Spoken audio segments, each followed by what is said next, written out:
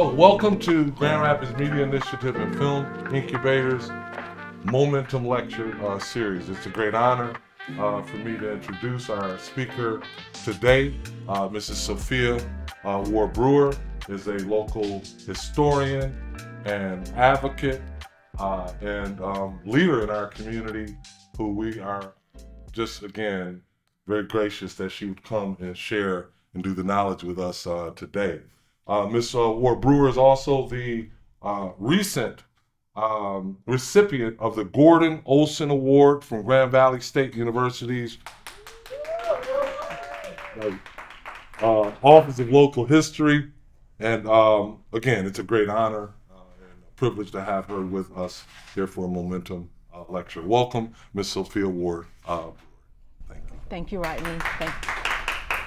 So thank you all for being here. I always feel a little bit odd when somebody calls me a leader because generally I don't. I kind of lead by serving. I have a servant's heart, and it's always my position to be in a servant position to kind of help and serve other people. And so one of the things that I do to serve other people is I study our history. I am a librarian, and the most important thing I love about librarianship is the ability to do research, the ability to kind of dig like an archaeologist or a paleontologist and find information about our ancestors. Every little nugget gives me a little bit more information about them, and I just absolutely love doing it. And today I am going to share with you just a little of my research about some of the local women who moved and progressed during the Progressive Era. So the Progressive Era was from the time span about 1890 to 1920. That was the time span in which women really moved and pushed the issue, and they ultimately earned or got the right to vote. They earned it at birth. They just didn't get it at birth.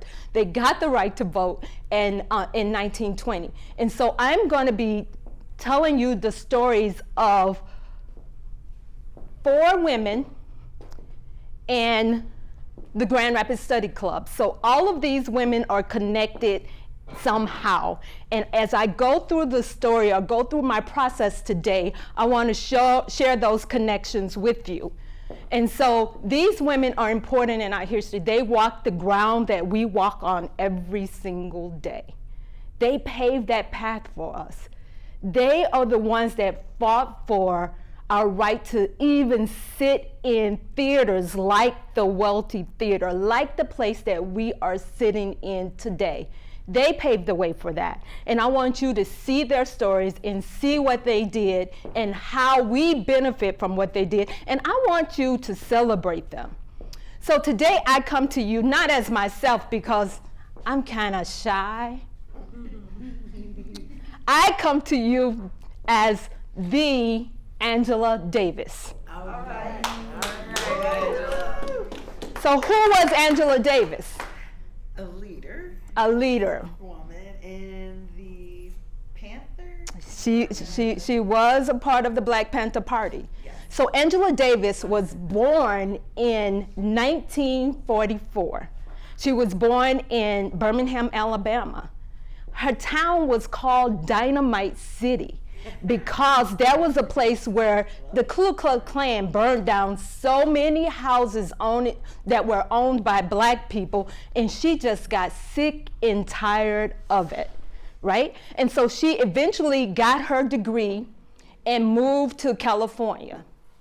And when she moved to California, she became very outspoken. She eventually went and got her doctorate degree from Germany. And then she became very outspoken.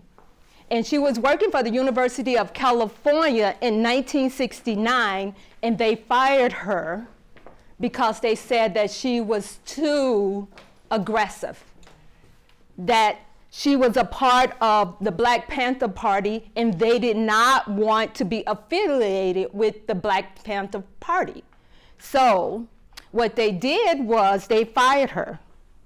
But just like in the true spirit of a black warrior, she fought and she got her job back. She eventually left that school, and then she traveled all over the world. And then in the late 70s, some Black Panther Party members killed someone, and they said they killed someone using a gun that she owned. And so she fled because they started looking for her. She fled, eventually came back, and she spent 18 months in prison. She was eventually freed because of the public outcry, because she was, a national hero, an international hero by this moment. And then she came back, after she got out of prison, she continued to do work, and she went back to teaching, and she continued to be an advocate for civil rights and social justice in America. She is now 80 years old, and she's still fighting. And so as I speak about the women that I'm going to be speaking tonight, I am channeling the voice of the Angela Davis as I do it. So let's get started. Progressive era, local women, how they moved. Sophia, I don't want to interrupt too much, but if you could just stay within this area. Okay.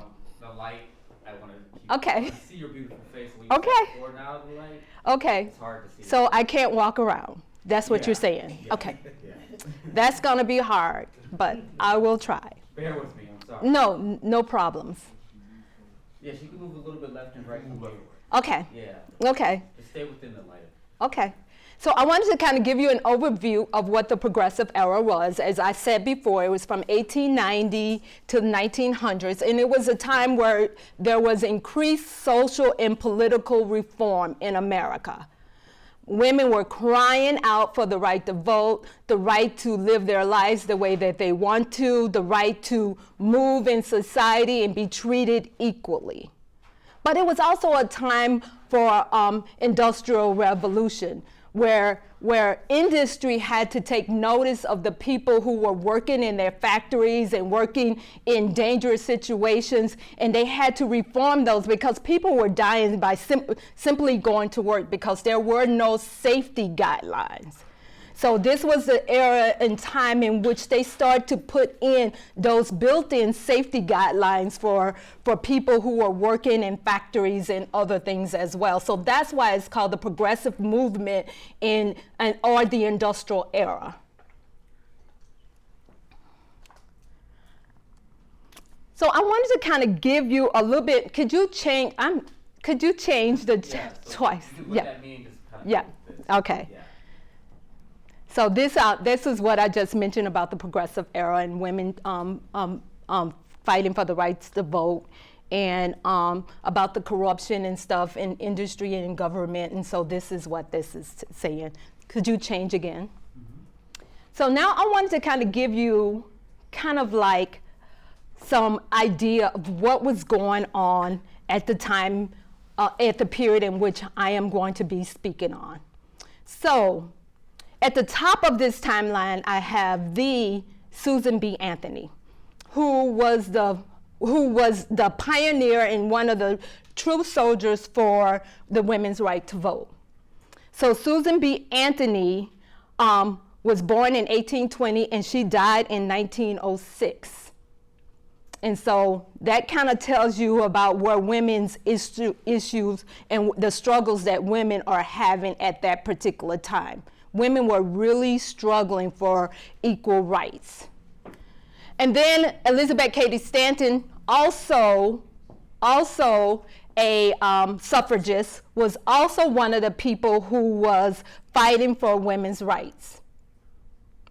So that's another well-known person who was fighting for women's rights. And she was born in 1815, and she died in 1902. And then a person that we probably all are familiar with is Sojourner Truth, right? So Sojourner Truth, who was right from Battle Creek, Michigan, and Sojourner Truth was born in 1797, and she died in 1883. Frederick Douglass was born in 1818, and he died in 1895. And you can see on my timeline where some of the things that we are going to be talking about, and some of the people down below that we're going to be talking about, where their lives overlapped. And so the struggles that they were going through were also the struggles that were happening in some of the things that was happening locally as well. And so then we're going to talk about Mary Church Terrell. Mary Church Terrell was one of the founding members of the National Association for the Advancement of Colored People, or the NAACP. But she was also founder of the National Association for Women's Clubs, which was founded some 8 years before the NAACP. Ida B. Wells. Can anybody tell me who's Ida B. Wells famous for? I mean, she's like my favorite historical figure. And she was a journalist, thank you. She was a journalist who wrote so boldly about lynching in America that she had to run away to England because they were trying to kill her. But she still kept writing.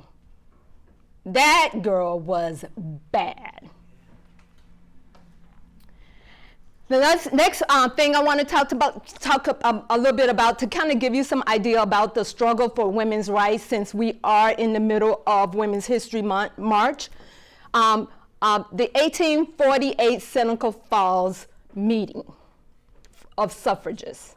So this happened in Seneca Falls, New York in 1848.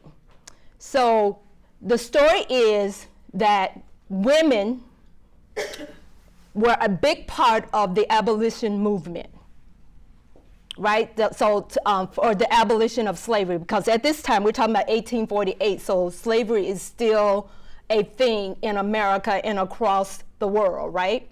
And so there was these abolitionists that met in England, and women, especially white women, were a big part of the abolition movement at that particular time. Some white women were.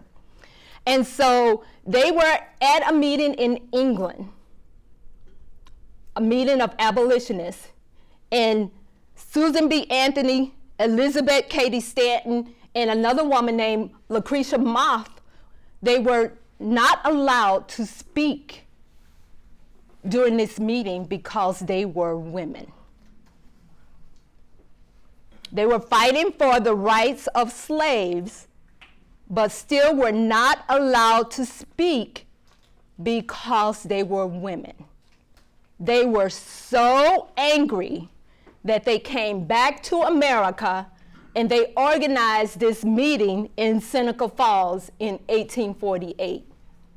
And the reason why I added Frederick Douglass among all these women is because Frederick Douglass was at that abolition meeting in England, and he was the only one that spoke up for the women at that particular time, and he was the only man that was invited to speak at Seneca Falls when they met later on. Okay? And so that's why I included him on here, because he was a big part of the women's movement back in the early fight for suffrage rights.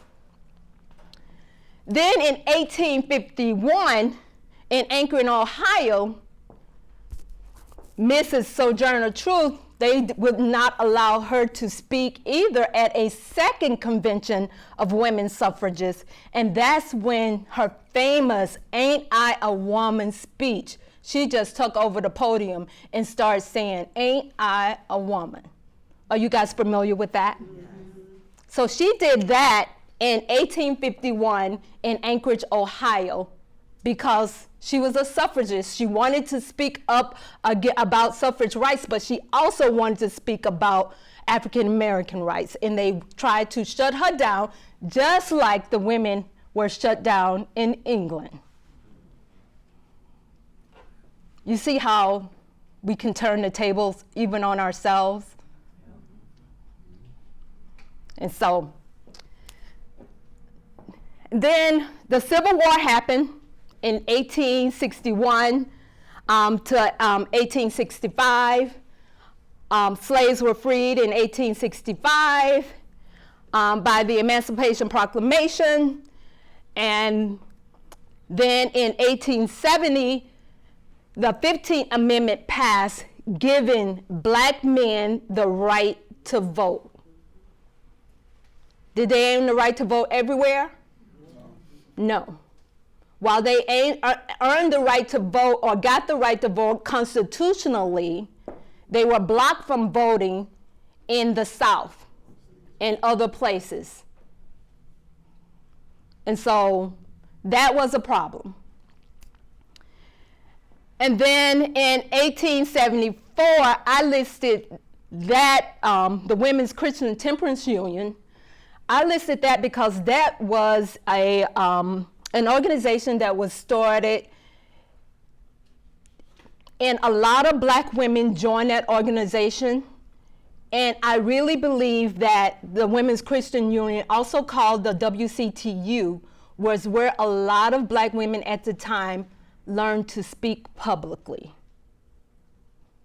And so I know that the main person that I'm going to be talking about today, Emma Ford, was a big member of the WCTU, and you're going to see that as I go through my process through her story today. And I think she kind of learned and got her voice and built her voice up by serving under the WCTU.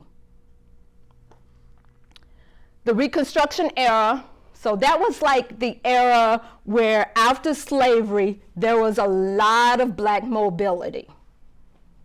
So we had black congressmen in the mid 1880s because of the Reconstruction movement, and the government was protecting black people at the time. Reconstruction era ended, that black mobility ended by 1877 because of the 1877 Compromise. And that was when the South, or the Dixiecrats in the South, gained control over the national legislation, gained control over Congress. And they started repealing rights and started talking about states' rights.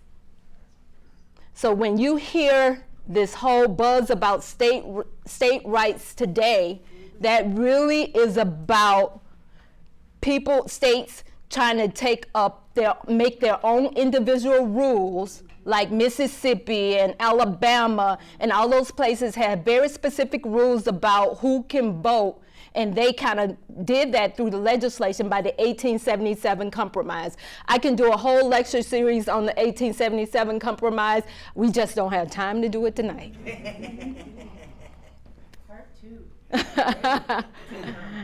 And so now we get to talking about, I kind of set up the scene for you.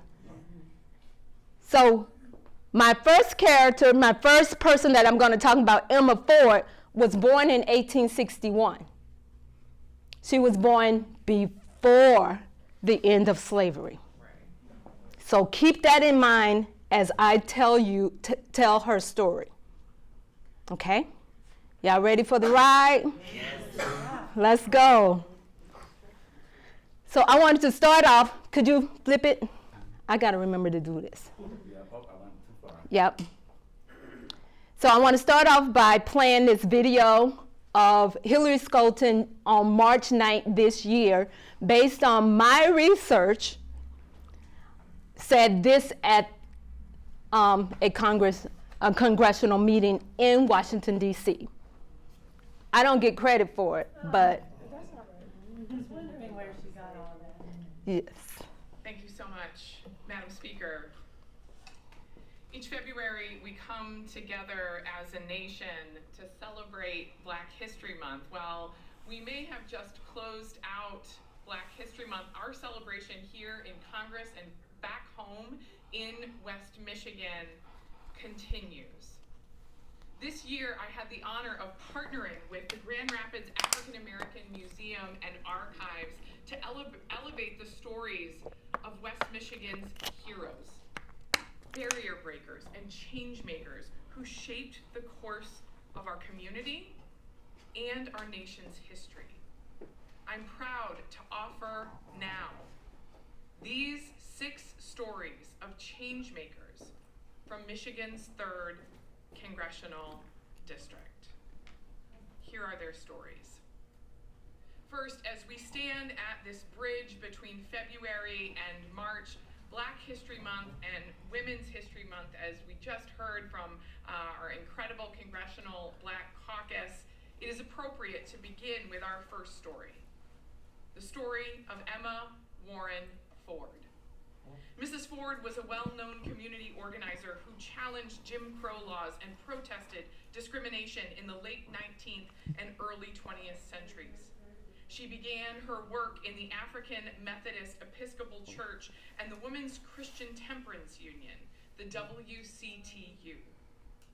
At the 1982 WCTU State Convention in Benton Harbor, she was appointed as the superintendent of the Work Among Colored People. She was a founding member of the Married Ladies 19th Century Club, hosting meetings and leading activities for the first literary and social club for African American women in Grand Rapids. In 1913, Mrs. Ford was chosen by Governor Woodbridge Ferris to represent the state of Michigan at the 50th anniversary celebration of the Emancipation Proclamation in New York. What an honor for West Michigan. Our second story is the So that's Emma Warren Ford. And I started doing research on Mrs. Ford back in around 2018. And so since then, a lot of people have picked up on the research and are talking about her, but and I'm glad that she's been talked about. I am not mad at all, and I want to get her story out. But what Representative Skolton said is just the tip of the iceberg of who she is and what she was able to accomplish. So as we go through the process, I'm going to show you how Emma Ford is connected to Hattie Beverly, who was the first African American woman to teach in Grand Rapids Public Schools, is related to Theola Ford, her daughter, who was the second African American woman to teach in Grand Rapids Public Schools some 16 years after Hattie Beverly. And then also Ethel Cole, who was one of the founding members of the Grand Rapids Study Club, which was a spin-off of the club that Emma Ford started, which was the Married Ladies 19th Century Club. So I'm hoping that I can make all these connections and you'll have a good picture of how widespread and and just how big her influence was. So Emma's story starts with the love of her parents. Emma was born in Canada in January of 1861. Her parents was Joseph Warren and Sarah Judson Warren. I don't know a whole lot about, I haven't been able to find a lot about Joseph Warren, but Sarah Warren, I have been able to really find a lot about her mother. Sarah's parents. Sarah's parents was Alfred Judson and Louise Barton. Alfred Judson was a founding member of, who founded Pontiac, Michigan. He was rich. And that's her mom, Louisa Bartlett, and these are their kids. And you can see Sarah Judson is right there.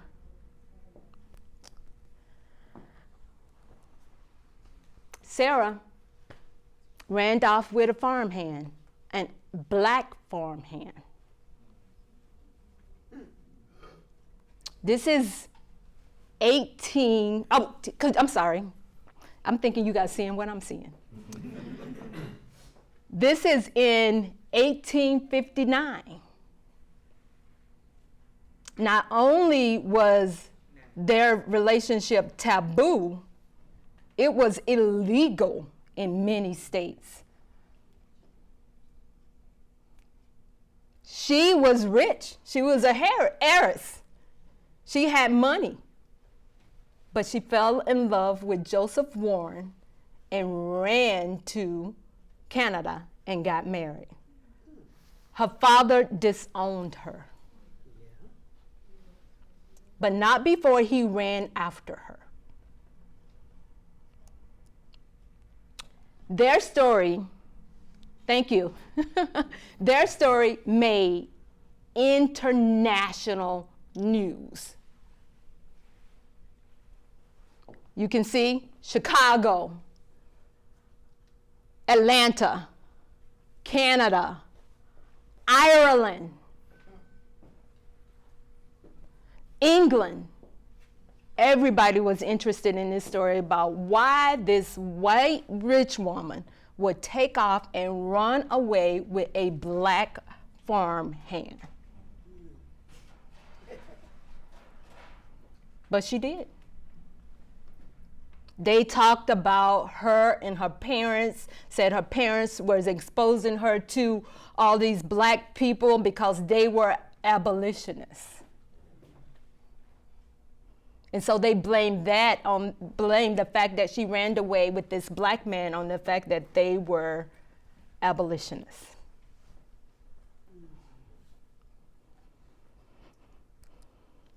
So, thank you. You okay. So this I want to read this to you. This was let me give you a little bit more of some background. There's a lot of articles related to this story because it was sensational at the time. So Sarah ran away to Canada. Her brother and father went and got her. Promised her that, oh, come on home, Sarah. We come home and just come home for now, and we'll let Joe come later. She came home with them, and then when they didn't bring Joe, the girl ran away again. So let me read this to you. And this is right out of the Daily Journal in Detroit. And so the Judson white girl, whose elopement from Pontiac, Michigan with the Negro Joe sometimes since caused considerable talk, is now in Canada living with him, having again deserted her home and friends.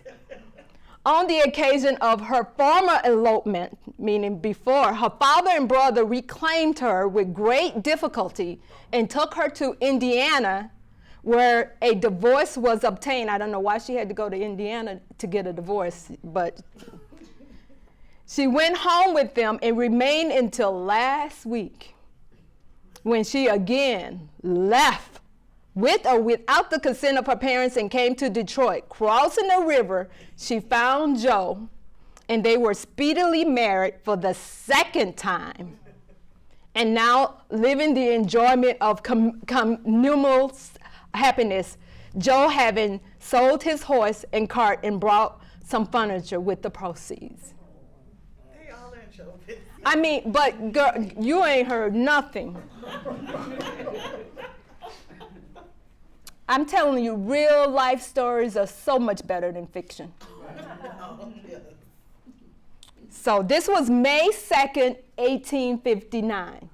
And you can see how sensational the story was. I mean, I probably have 50 to 60 different news articles from the newspapers talking about their elopement. There's this long article where they interviewed her in Canada, where she told them she just absolutely loves Joe, and she don't care what nobody says. They called Joe a 50-year-old crippled man. They just call him all kinds of names. And he was only 4 years older than she was. But they made these sensational stories about how old he was, about how ugly he was, it must didn't matter to her. Were there any stories about them trying to kill him? Oh yeah. There's a murder actually happened around this whole story. I haven't been able to piece it all together. I'm still looking for resources, but there was definitely a murder that happened around this whole story. It was crazy. That's why they were going, you're going to see in my story that they're going back and forth between the United States and Canada. One census, they're in the United States. The next census, they're in Canada. Because life was dangerous for them. So they were so mean. I want you guys to read this. Even 2 years, 3 years later, you see how mean they were? And they talking about kids.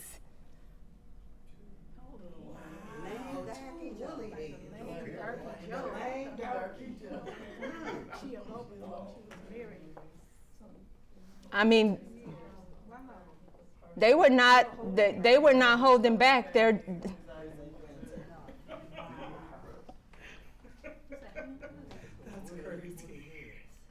talking about them babies. So y'all see what they were dealing with. Okay. What they call it, the party color. Yeah, I know. Party color.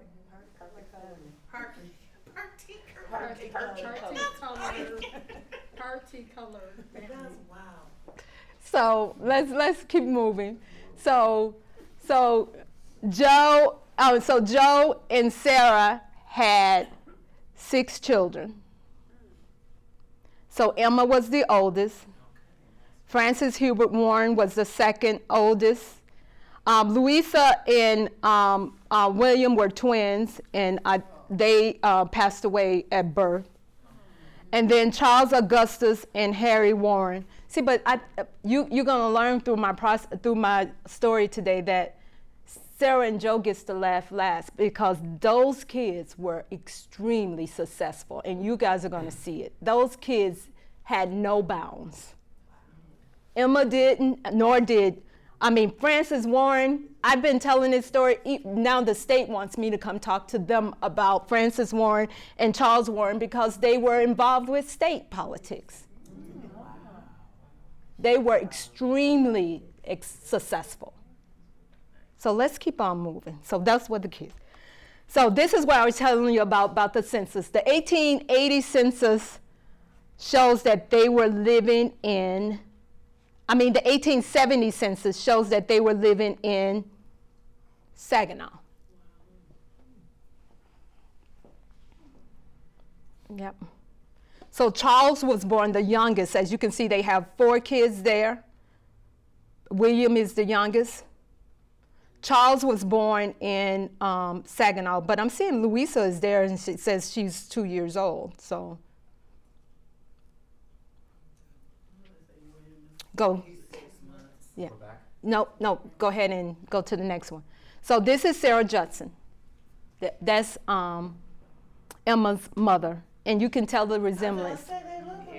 The mouth, the nose, they look a lot alike. That's why I wanted to kind of put their pictures side by side. I have some younger pictures of Emma, but her older picture, you can just tell she is her mother's child. So Emma married a man named Joe Ford. Now Joe Ford was a transplant here in Grand Rapids. He had come from Virginia. And Joe Ford had actually worked for the Confederate Army when he was a young child. He actually knew the battlefields and would tell them about how to move through the battlefields, the Confederate Army. He was extremely intelligent and well-liked. Now, Joe's story is even bigger than Emma's.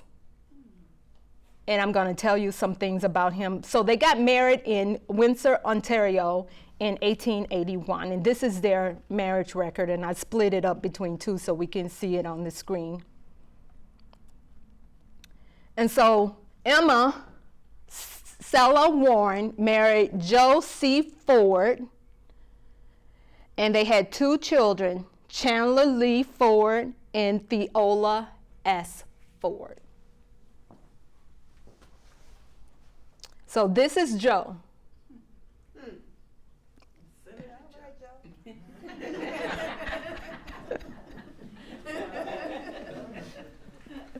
So this is Joe.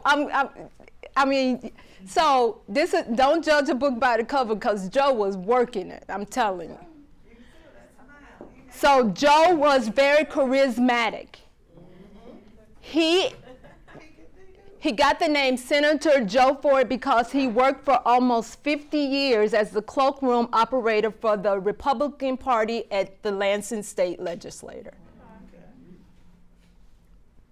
While he was also a porter for the Indiana Railroad. Joe was big stuff, and you're gonna, and there's, yeah. So this is Joe Ford later on, and you can see this is an article talking about Joe Ford, the Senate cloakroom, the keeper of the Senate cloakroom for the last 2 terms. And this talks about Joe Ford and how he named his son Chandler Lee Ford after 2 senators. Joe Chandler of Lake Superior and A.S. Lee of Petoskey. And both of those senators left land deeds for Joe's son.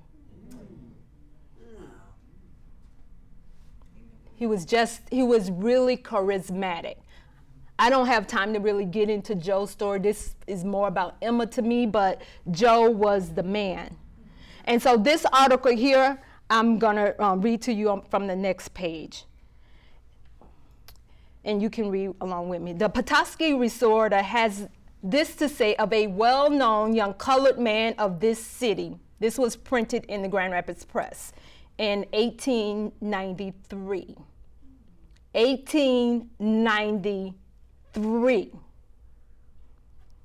Of a well-known colored man of this city, who is also well-known at Lansing every legislative year.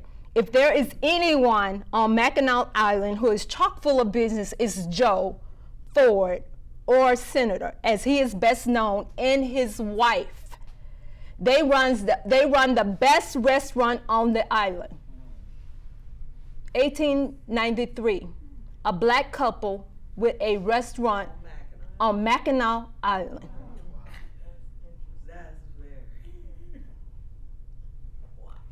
How crazy.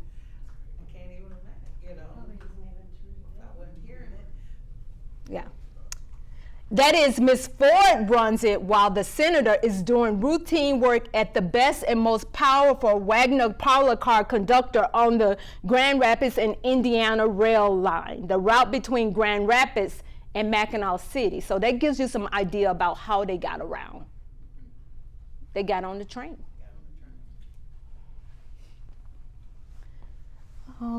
Just on the side, and to keep him out of mischief, when on the Grand Rapids end of his route, Joe does real estate business.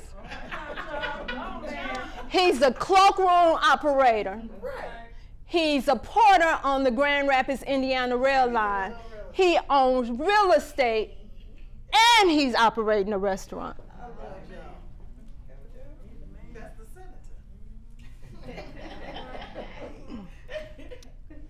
I'm telling y'all, don't judge books by their cover. I like that smile.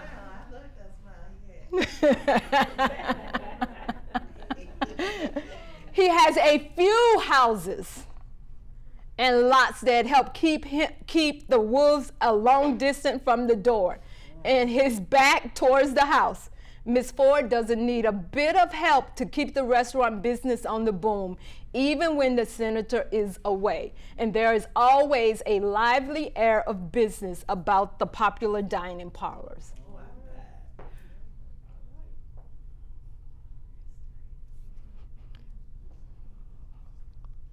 So I don't know why it's messed up on here. So I wanted to tell you a little bit about Chandler Lee. So Chandler, their son, I already told you that he was named after the two senators.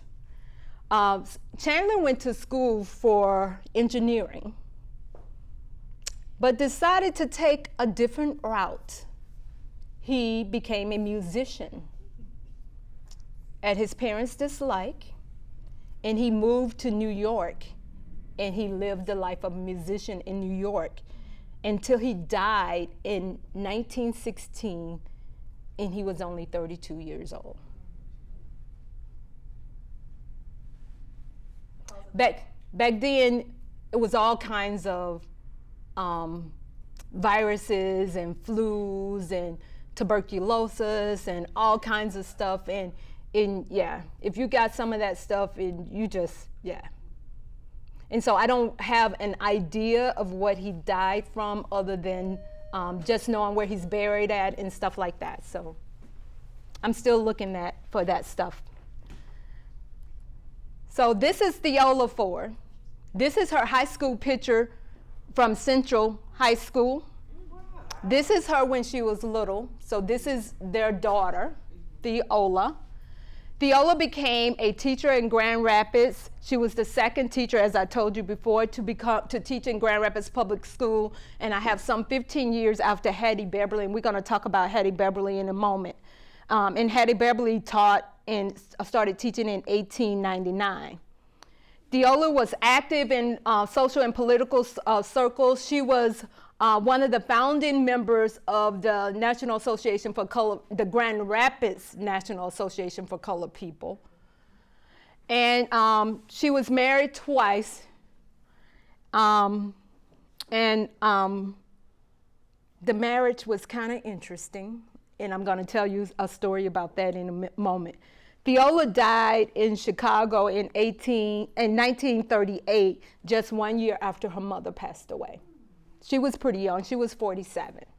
And she was living with her second husband and teaching school at a school called Douglas Elementary School in Chicago.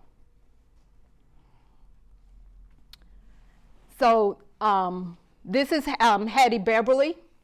So I wanted to kind of take a break for a moment. So Hattie Beverly is the first African American woman to teach at Grand Rapids Public Schools. She was born in 1874 in Milwaukee, Wisconsin, and she died in Mexico City from tuberculosis when she was 30. She went down there to try some experimental treatments and stuff like that, and she ended up passing away. So this is Hattie's parents. Go ahead and, this is Hattie's parents. This is John Beverly and Minnie. As you can see, Minnie Rusick. Minnie was a Dutch immigrant, and John was a black butcher. And they had 4 daughters. And so in 1895, Hattie graduated from high school, and then she went to teacher training school, or normal school is what they used to call it, at the Wealthy, it was called the Wealthy Street Teaching and Learning School, something like that. I have the name of it, I'm just not remembering it right now. And when she graduated from teaching school, she wanted to start working in Grand Rapids Public Schools, but there was some pushback. And these are some of the articles that are talking about the pushback. As you can see, colored line drawn, appointment of colored teacher creates opposition. Hattie Beverly may not receive a position, although bright and ambitious, and a graduate of the training school. It was called the Wealthy Street Training School. And so she had problems when it got time to get a teaching assignment. And it wasn't until one board member, that's why I always tell people, I do this presentation at Congress Elementary School, which is where she first taught. And I always tell them that one person can really make a difference. So there was one board member who spoke up on Hattie's behalf. And he said that I'm in favor of hiring Miss Beverly. She has shown herself to be a young lady of ambition, and she pushed to get herself as far as she has. I can see no justifiable reason why she should be turned down. She should not be discriminated against because of her color. That's a quote from the papers at that particular time. And so after his push, she was assigned a teaching position at Congress Elementary School, and she started that position in 1899. She taught for 3 years or 2.5 years, and then she had to quit because she fell in love and got married. At the time, married women were not allowed to teach because the thought was that they needed to be at home taking care of their husband.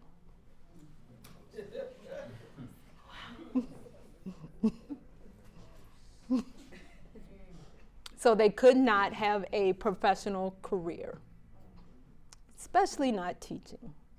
What example are you setting for other girls? No, that's what I'm saying. That's what they were thinking. Yeah, I don't get why they had such a problem with that. That's because she was setting an example for other girls. Other girls might want to stay. Yes, yes. I'm going to decide. And so Hattie died in 1904 from tuberculosis. And then I wanted to bring this up because I found a couple articles on this. This is Hattie's daughter. She named her daughter after her youngest sister, Ethel. And everybody, when I showed the kids at Congress, they was like, what's all that she got on? Kids can just be brutal. And so that's her daughter, Ethel Robinson, because she married a man named Major Robertson. And then her father, and after Hattie died, her husband gave Ethel up for adoption. She did not give her to her father. Her father fought for her and did not win.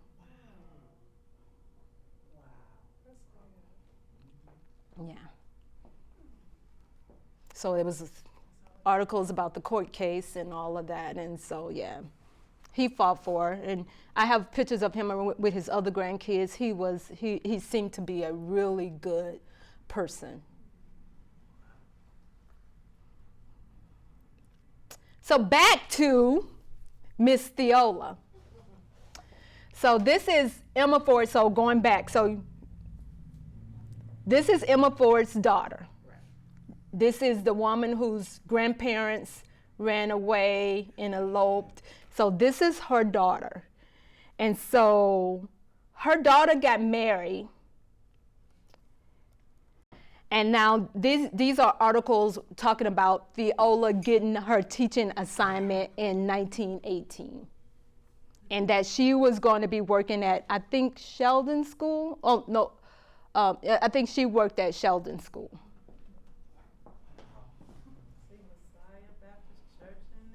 Yeah, yeah. I mean, there's so much history in these articles, you guys. Yeah. It's amazing what you can find in old newspapers. It's just amazing. This is Theola's World War I defense card. So World War I happened around 1918, 1917. So in 1918, there was a call out because for women to kind of get involved and help men who were in the war. And so a lot of the women, probably 90% of the women in Grand Rapids registered. And we have tons of these cards at the public library. So if you have relatives, if your family have been in Grand Rapids a long time, you want to go down there and go through these cards because they are a wealth of information. And so this is Theola's World War I National Defense card in which she registered to help. And she said that she was a teacher. She said she feel like she can do investigative work. She had music. She used to sing. She likes to read. And she's a part of social clubs. She could do clerical work. She kind of indicated all the different things that she could do. Now, so this is the juicy part about Miss Theola. So the entanglement, right, girl?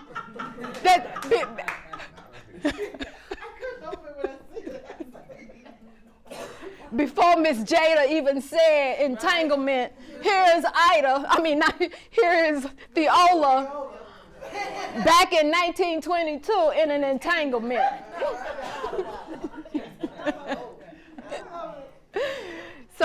So it was big news when Theola got married the first time. There's a wedding announcement. Mom and Dad put it in the paper, and then everybody was talking about how they got entertained and everything. It was big news when she got married, but it was also big news when they got divorced 2 years later. So she married this doctor who had a house in Idlewild. Theola, the Fords had a house in Idlewild too, so they used to go up there. Her father became the first mayor of Idlewild. And so they used to go to Idlewild, so she met this doctor in Idlewild, but everybody was talking about it, and it was gossip in the papers about how he was a gigolo. So everybody knew. Everybody knew. And she married him. And she's still married. And 2 years later, she got a divorce. And look, he had to pay her. He was taking it all the way to the Supreme Court. Because he had to pay her $20 a week. That was $400. Today, that would be $400. He was paying her $20 a week. That was back in 1922. But guess who her lawyer was? Her uncle. Sarah Warren's child. Those elopers' child. He was a lawyer. She had one uncle who was a lawyer. He represented her in court. Because he was good.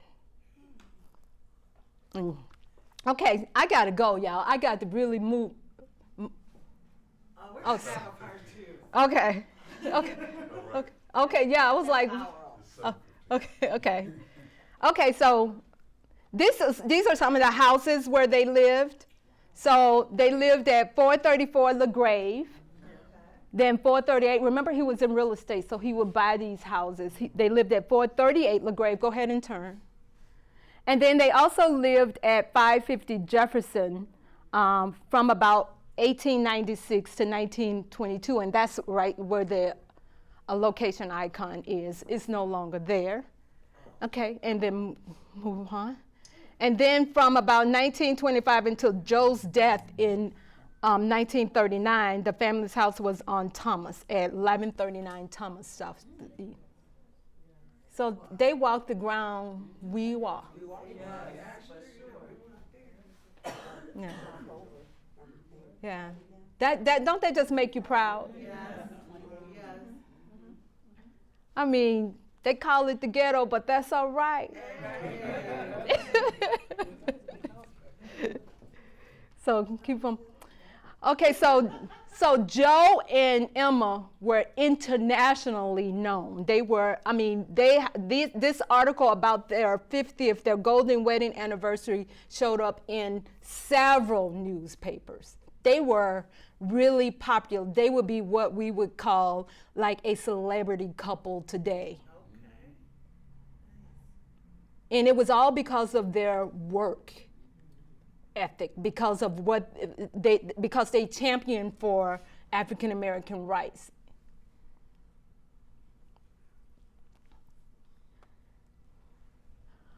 Okay, so I wanted to talk a little bit more about Emma. And so this article was in the Daily Resorter, which is a newspaper up north. And they're talking about Emma's restaurant. And they talk about her WCTU work in this article because they're saying that Emma Ford is certainly a successful woman. Talk about how she was a delegate for many of the color clubs and how she had been on the island and operating this restaurant for 11 years. This is in 1901. She had already been there for 11 years. The restaurant, had a restaurant, she had a catering business and a bakery. She employed 17 people of her own kind. Let's see. Employment of 17 people of her own race. They traveled from all over the country to come and work for her. And one of the people that traveled to work with her, look at that, Miss Ethel Beverly, Hattie Beverly's younger sister. So I know she had to know, this was in 1901, Hattie was still teaching at that time, so I know Mrs. Ford knew Hattie. The last sentence reads, "It would do one credit and satisfaction to pay her a visit when up in Mackinac, if no more than to see what business a colored woman is capable of carrying on when brave enough to launch forth into the business wherein I would just move out that color." That was a woman, period, at that particular time. And then this is Ethel Beverly. This is Hattie Beverly's sister. They were some beautiful girls. Ethel Beverly also studied to become a teacher. She became a teacher and then she moved away. Many of Ethel's descendants live on Martha's Vineyard.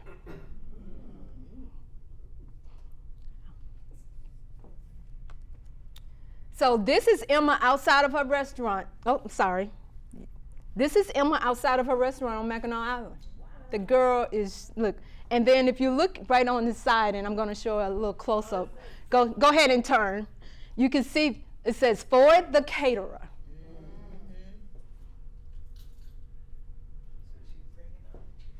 Mm-hmm. I'm so proud of her. These are advertisements from her restaurant. They just call it Mrs. Joe's Ford. And she says, don't bring your baskets, because at that particular time when people came traveling, they would bring baskets with their lunch in it so that they didn't have to prepare foods those days. And so she said, don't bring your baskets, I got you. So this is an advertisement from 1899. This one I pulled out of the 1901 paper, and this one from a 1902 paper. Again, she studied saying, don't bring them baskets now.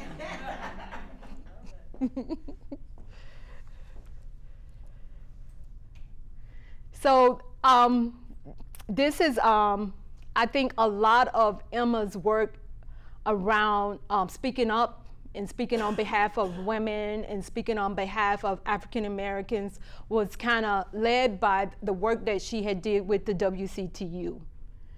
So this is Emma, and one of her best friends, and back then, they used to record and they used to write the papers when somebody visited them. So a lot of times when I'm reading, I can see that Miss Lucy Thurman out of Jackson, Michigan, would be visiting Emma Ford. This was her very good friend, Lucy Thurman. And Lucy was bad, too. So Lucy was a member of the Prohibition Party. So they didn't like drinking. This was during the Prohibition period and all of that. That's what the WCTU was. They used to go to bars and sit there and look at men and try to stop them from drinking. And so,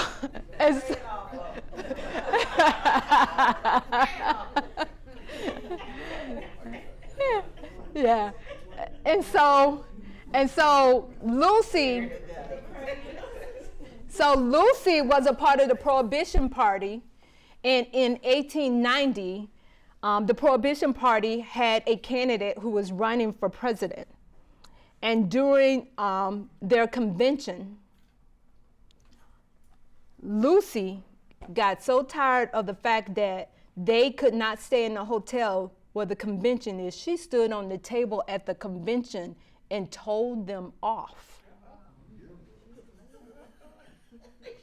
And I actually found that in the guy that was running for president. I found it in his papers. He wrote about it. He says, and then at the end of the convention, a heavy-set black woman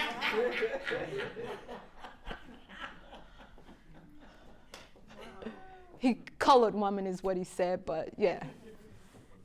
I'm like, go on, Lucy. Tell them. And Frances Willard was ahead of her time because she allowed black women to join the WCTU, and they were allowed to get the same training that the white women were allowed to get at that particular time. So I'm a big fan of Frances Willard too. So this is just, go ahead and turn.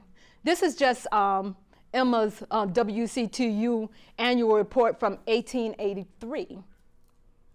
And she just kind of talks about all of the places that she had kind of gone to set up WCTU units. At the bottom, she says, I have distributed 240 pages of temperance literature, have given 10 temperance talks, 10, organized 2 unions,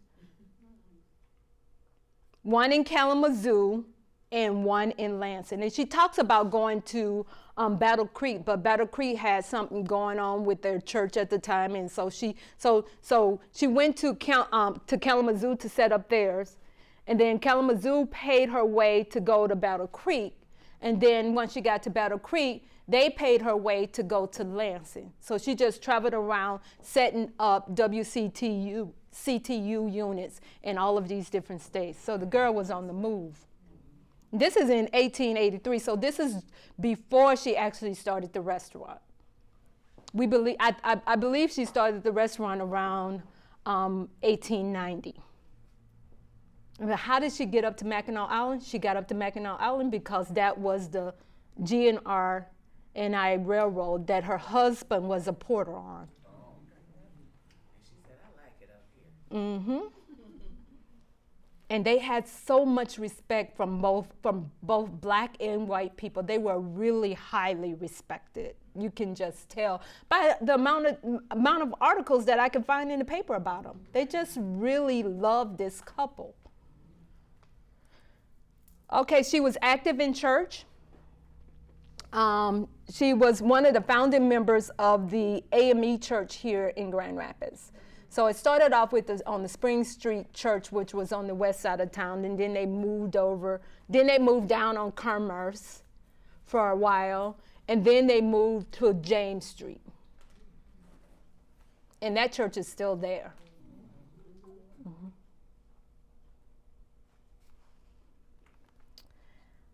And she was often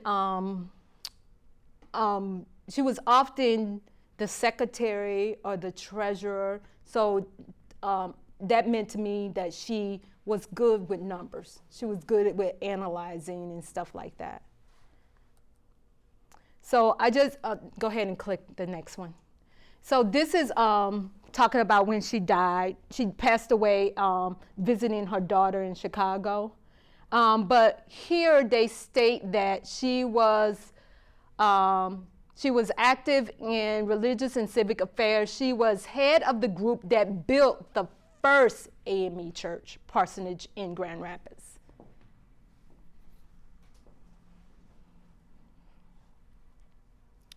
Okay, so Emma's club work. So Emma started the Married Ladies 19th Century Club, which was a literary club. They would have meetings at at different members' houses, and they would read.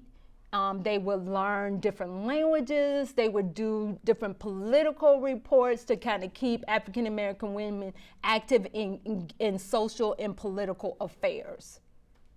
They were kind of uppity because they would talk about their houses and what their houses look like and all of that kind of stuff. Oh, we enjoyed an evening of music and fine dining at such and such house. So they would kind of write those kind of stories in the paper. And she was a Eastern Star, which I am also. Yeah, and she was an Eastern Star, an early member of the group here, the earlier groups here in Grand Rapids. And her husband, Joe, was a Mason.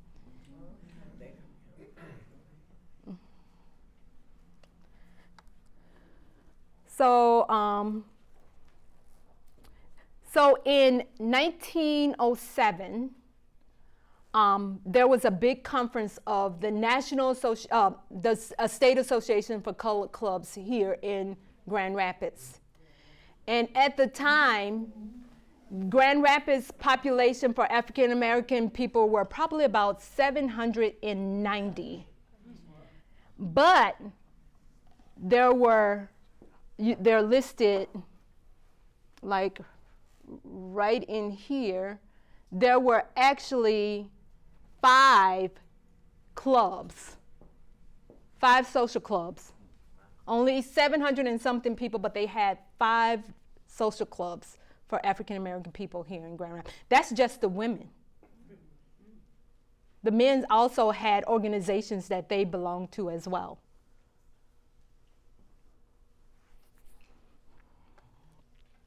So the 5 clubs were, in 1907, were the Married Ladies 19th Century Club, the Grand Rapids Study Club, the Bible Club, the Phyllis Weekly Club, in which Emma was a big fan of Phyllis Weekly, and the Pulpit Club. So I was so geek when I found this next item. Go ahead. So this is Mary Church Terrell. So a lot of us know who Mary Church Terrell is, but I found her address book in the Library of Congress, and look whose name in her address book. Emma Ford, 346 Jefferson Avenue. See what I mean about those little nuggets that just make you happy? I'm like, oh my gosh, she knew Mary Church Terrell. They had a relationship. She's in her address book. So, yeah, just so proud of her. So go back. Yep. I think that's the one. So here's an example of Emma speaking up.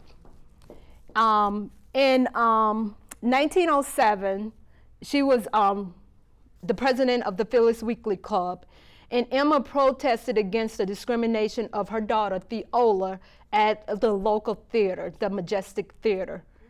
Theola had bought a ticket to a show, and the show had sold out, and they had designations, so white people could sit down below, and black people had to sit in the balcony. But because the show was sold out, white people needed to sit, or they forced the black people out so that they can take over the seating in the balcony. And so, so Emma wrote a protest against that happening to her daughter. She wrote, "Be it resolved that the Phyllis Weekly Circle protests against this discrimination and that we be accorded the rights of all citizens which is given by the laws of Michigan." So she sent that and put that in the paper.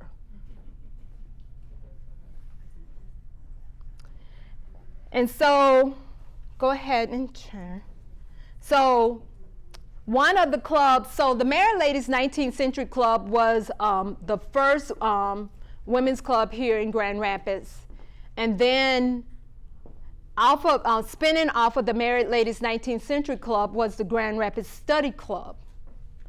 The Married Ladies 19th Century Club was kind of those sophisticated ladies, and then the Grand Rapids Study Club were most of the maids and stuff in town, and they kind of spent off of the Married Ladies 19th Century Club. And one of the women that was part of the Married Ladies part of the Grand Rapids Study Club is Ethel Cole. Ethel Cole was the wife of, Walter Cole, who was the first police detective in Grand Rapids. And so Ethel Cole was really a powerful figure as well. And her activism kind of started when she was at South High School, and her and her uncle, who was Stanley Barnett, and he owned a hotel downtown at the time. And I think I'm going to be able to show you that in a minute. And they were refused service at an ice cream parlor. They sued and won $50.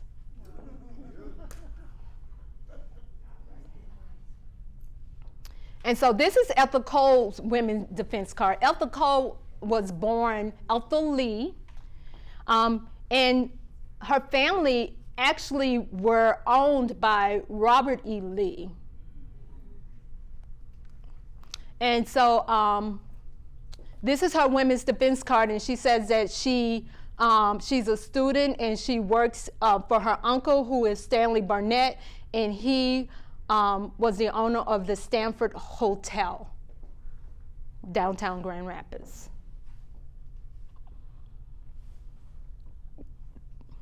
So Emma was a successful woman who impacted all those lives that we showed before.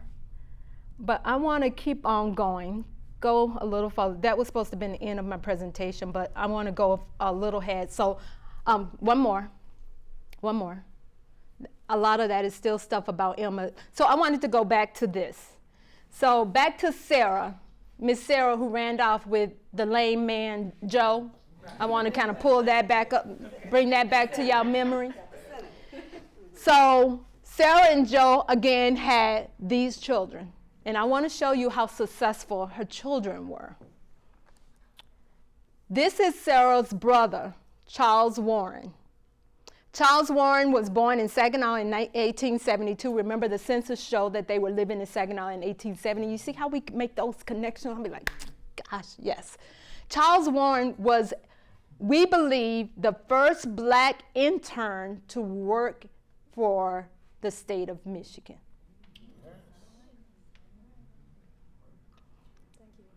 And he was a horticulturist. He went to Michigan State School of Horticulture.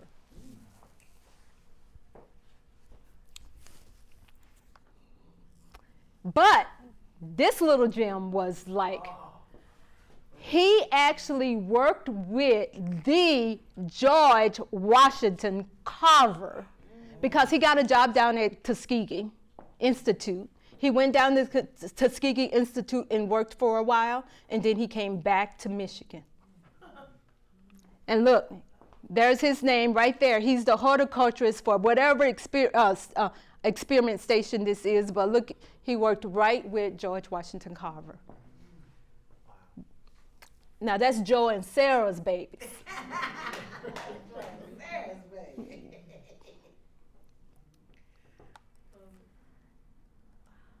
Now this is their other brother,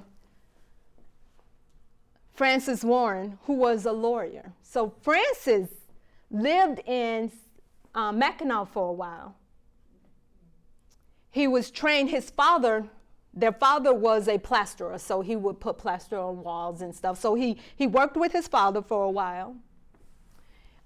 Then he started a barbershop and a laundromat up in Mackinac. And then he decided at 32 years of age to go to Detroit and get a law degree. He got a law degree when he was 32 from Detroit School of Law. It's on here somewhere. Detroit College of Law. Yep. And so, yeah, but let's keep moving. He actually wrote the Freedmen's Journal, the Freedmen's Progress for Michigan. Hit the next one. Now, if you are studying anything about African American people, the Freedmen's Progress was one of the items that you would study. And look who compiled this. Francis H. Warren. So at my last presentation back in January, I was presenting on this, and in the audience was the librarian and historian from the Michigan legislature. And she wrote me later on, she said, Sophia, when you flipped that slide, and I saw that Francis Warren was Emma Warren's brother, and that we have been looking for who Francis Warren was for a long time. And I'm like, and so she was the one that invited me to come and present to the Michigan legislature. And I'll be doing that in June.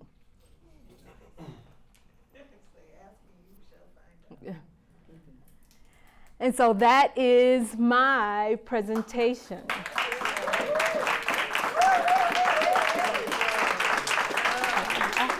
Aw, shucks. So right now I'm a part of an organization called the Greater Grand Rapids Women's History Council. And so I study a lot of the Greater Grand, yeah, yep, yep. Follow on Facebook. Yep. Facebook is gonna, if you have another platform, I'd like to know about that. Yeah, okay, thank you. The Greater Grand Rapids Women's History Council is where I kind of store a lot of my stuff, but yeah, I'll try to make sure that Rodney knows when I'm going to be presenting. I mean, there's so many really good stories out there about our people that we just don't know about, and I have files and files and files of research. Like right now, I've been working on a series in the Grand Rapids Times on the Grand Rapids Giants. I don't know if you've been catching those in the Grand Rapids Times every week. And so I've written about all the people who have Giant Awards named after them. And I mean, I'm just really learning a lot about it. And just earlier this week, Tippy Mann, who is the chair for the Giant Awards, said that I'm even teaching them stuff that they didn't even know about the Giants because of my research. And so it's what I love to do. It really is. So yeah, I'll let Rodney know so that we can kind of share when I'm doing a presentation.